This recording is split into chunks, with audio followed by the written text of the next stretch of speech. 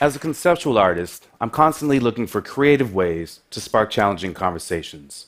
I do this through painting, sculpture, video, and performance, but regardless of the format, two of my favorite materials are history and dialogue. In 2007, I created Lotus, a 7.5-foot diameter, 600-pound glass depiction of a lotus blossom. In Buddhism, the lotus is a symbol for transcendence and for purity of mind and spirit. But a closer look at this lotus reveals each petal to be the cross-section of a slave ship. This iconic diagram was taken from a British slaving manual and later used by abolitionists to show the atrocities of slavery. In America, we don't like to talk about slavery, nor do we look at it as a global industry. But by using this Buddhist symbol, I hope to universalize and transcend the history and trauma of Black America and encourage discussions about our shared past. To create Lotus, we carved over 6,000 figures.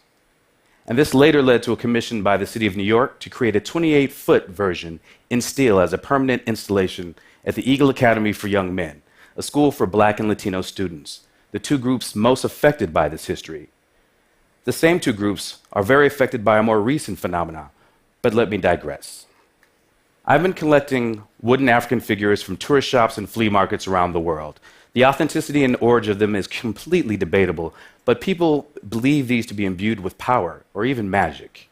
Only recently have I figured out how to use this in my own work.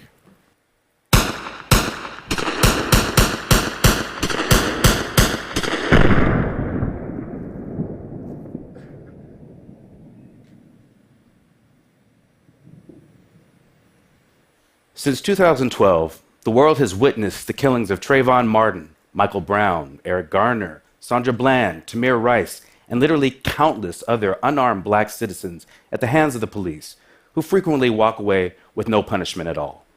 In consideration of these victims, and the several times that even I, a law-abiding Ivy League professor, have been targeted and harassed at gunpoint by the police, I created this body of work simply entitled BAM. It was important to erase the identity of each of these figures, to make them all look the same and easier to disregard. To do this, I dipped them in a thick brown wax before taking them to a shooting range where I re-sculpted them using bullets.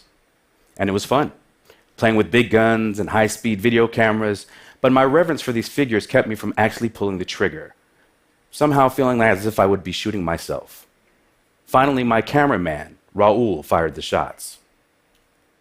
I then took the fragments of these and created molds and cast them first in wax and finally in bronze, like the image you see here, which bears the marks of its violent creation like battle wounds or scars.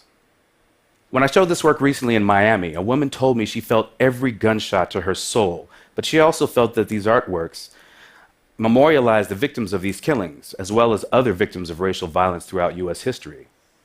But Lotus and BAM are larger than just U.S. history. While showing in Berlin last year, a philosophy student asked me what prompted these recent killings. I showed him a photo of a lynching postcard from the early 1900s and reminded him that these killings have been going on for over 500 years. But it's only through questions like his and more thoughtful dialogue about history and race can we evolve as individuals and as society. I hope my artwork creates a safe space for this type of honest exchange and an opportunity for people to engage one another in real and necessary conversation. Thank you.